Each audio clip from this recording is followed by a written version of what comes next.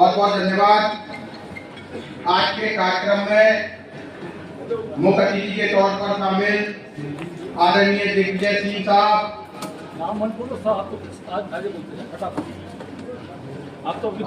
हमारे माननीय सभी विशेष अतिथि महोदय एवं सभी विधायकगण और जहाँ उपस्थित सभी सामाजिक न्याय के चाहने वाले लोग, मैं आप सभी को इस मंच से क्रांतिकारी सलाम करना चाहता हूँ। आपको जय भीम कहता हूँ, आपको क्रांतिकारी इंकलाब कहता हूँ। असल में इस देश के अंदर जो वर्ग, चाहे वो गरीब वंचित मजदूर किसानों का हो, चाहे दलित पिछड़े आदिवासी मुसलमानों का हो, ईसाइयों का हो, जिन्हें इस देश में जो है हक और अधिकार से वंचित किया गया हो, उन्हें हक और अधिकार से दूर रखा गया हो, जिन्हें शिक्षा न मिली हो, जिन्हें पानी पीने का अधिकार ना हो, जिन्हें जो है सड़कों पे चलने का अधिकार ना हो, जो झाड़ू बांध के चलते हो, उन लोगों को हक और अधिकार दिलाने के लिए इस देश में मसीहा आया। उसका नाम था डॉक्टर अम्बेडकर।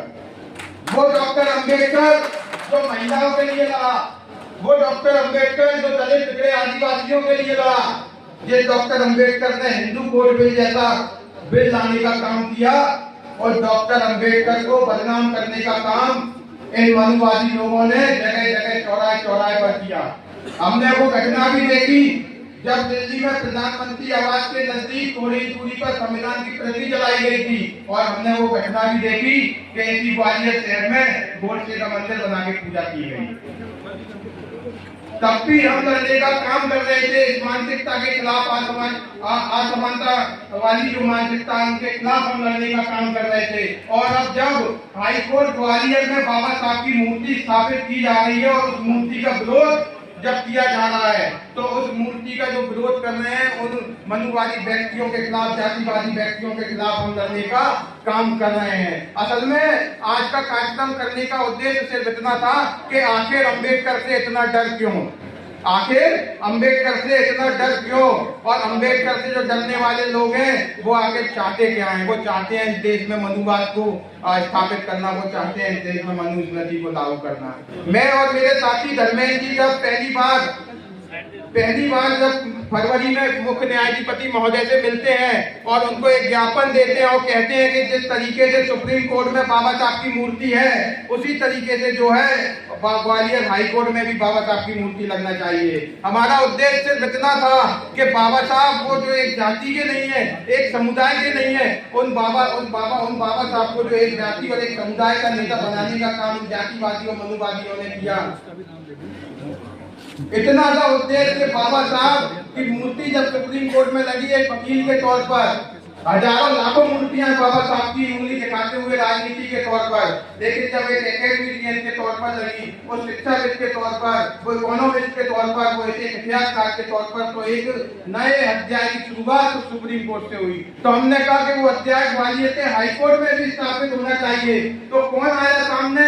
वो जातिवादी लोग, वो मनुवादी लोग जो बाबा साहब की विचारधारा के सामने आके खड़े हो गए। लेकिन हमारे लोगों ने उनके खिलाफ 14 मई को लड़ने का काम किया।